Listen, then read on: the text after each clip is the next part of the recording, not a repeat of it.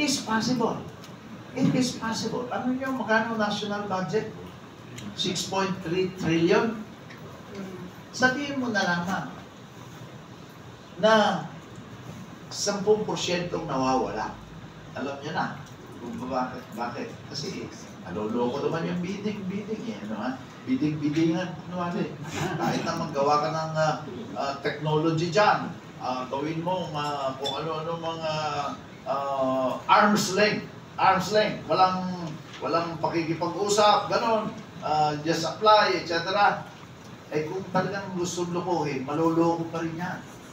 At kung may hackers, di ba? Kahit anong gawin mo, firewall, naayos pa rin nila, nalalaman nila.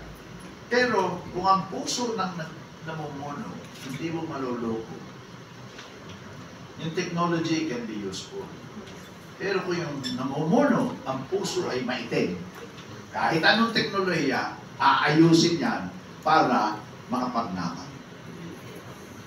So, 6.3 trillion, imagine mo, sabi ng UP, mga 30% yung nananakaw. Sabi mo na lang 20%, 6.3 trillion. Eh, makano yun?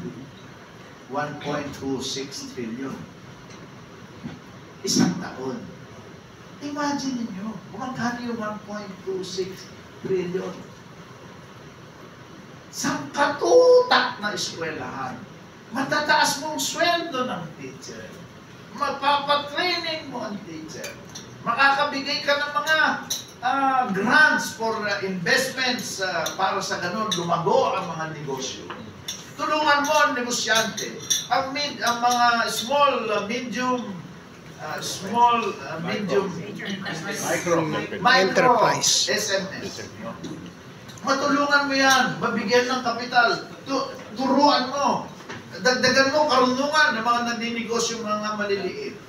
Mas mabilis, isang dekada ang Pilipinas magiging first world country kung ang mga humahawak ng ating mga nasyonal at lokal ay yung talaga may takot sa Diyos.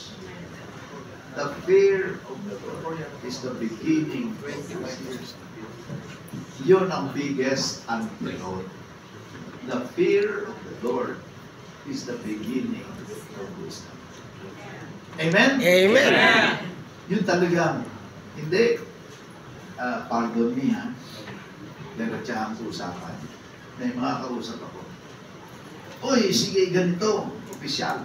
I will not mention position. Kunyan, tumanggap kay Kristo yan. Kristiyano yan. Allergic na po ako doon. Allergic na. By the fruit, you shall know. Hindi ako po manghuhusga. Pero very obvious. Kung wala namang sinasabi against corruption, at ang lifestyle is not equal or commensurate to the salary or benefits being received from government, tatlong question mark sa akin. Tatlong question mark sa akin. Why? How can you live on a salary, even if nagtaas na ngayon, living in a mansion, having the high-end cars, no? And lavish ang spending. Or how can you say you can be a trusted official? Kaya, not all those who say, I am Christian, or I say, Lord, Lord, okay na yun. We have to really know the background of the person. In all modesty, kung saan po ako nakatira noong 1983 na condominium dyan sa Xavier Building, naging dalawa naman po through the years, 83 kasi 6 na po yung anak ko. So, nagkatika ako, parehong pag-ibig. Parehong pag-ibig. Diyan pa rin ho ako nakapunta. Despite na ako'y naging DILG Secretary, naging Governor, 2 terms, naging Senator, 2 terms, naging Metro Manila Governor, naging Chairman ng Dangerous Drugs Board with the rank of Secretary. Yan po ang buhay. kung hindi po ako naging presidente ng Manila Hotel, eh, hindi ako medyo komportable. Sasabihin ko naman, ngayon ay komportable ang buhay ko. Naging governor po ako. Wala po akong sariling bahay sa Laguna. Nakirenta lang po ako. Bakit? Noong po ako yung senador, wala na po kaming bahay sa Laguna. Bagamat ako'y pinanganak sa Laguna. Doon ako nag-elementary. Kaya talagang taal na Lagunenyo po ako. Eh, yung aming pong bahay sa baryo, na akala ko'y amin. Nagiba na po. Nagiba na yun. Noong ako'y governor, yung mga kapitbahay ko, doon sa Barrio Masapang, Victoria, Laguna, ay katabi po ng highway. So akala ko, yun ay part of the hacienda, na out of the generosity of the haciendero, binigay na dun sa mga tao na nakatira doon. Eh doon kami nakatira. Nung governor ako, nagpunta sa akin yung aking mga kapitbahay. Ay, Joey. Actually, hindi Joey lang sa akin. Junior.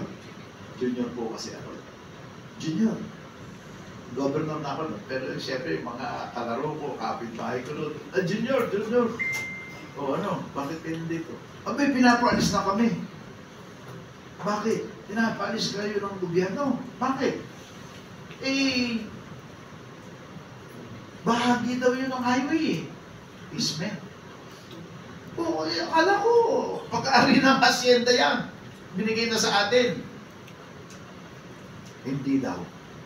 Yun daw ay part ng highway. Pinakita yung DPWH order na ordering them to vacate.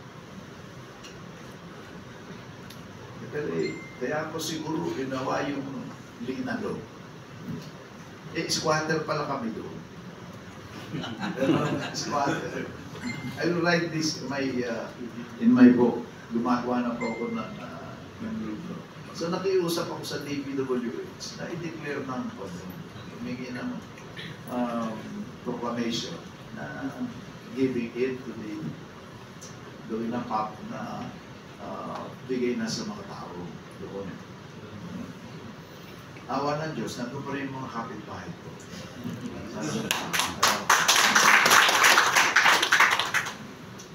So, I have 6 children.